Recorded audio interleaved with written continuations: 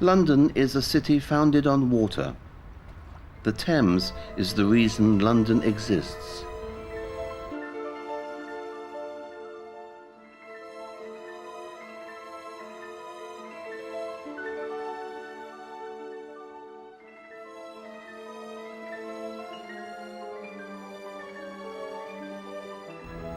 The presence of London is reflected in the river.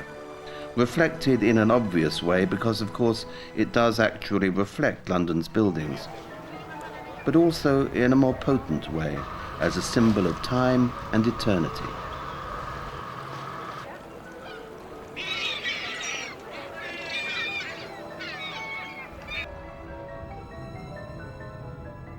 The river has always been the setting for the monumental and the grand.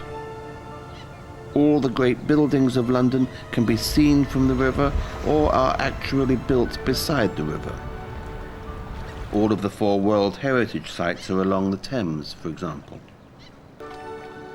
For some decades now, the river appears to have lost its traditional role as the focal point of London life. But now there is an attempt to reopen the Thames, to make it once again the silver river of Edmund Spenser and Alexander Pope. There are, I believe, 40 or 50 plans for huge redevelopment along the river. And it will make a great difference to London if the Thames again becomes central to its life and to the life of its people.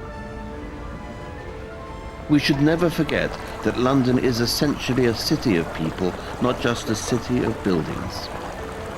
We have to get to know the human beings who are affected day by day by the spectacle of this barbaric splendor.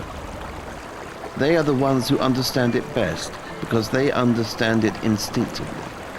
They have to live beside it. They're not theorists, they're not architects, but they are citizens, and the voice of the citizen should always be heard.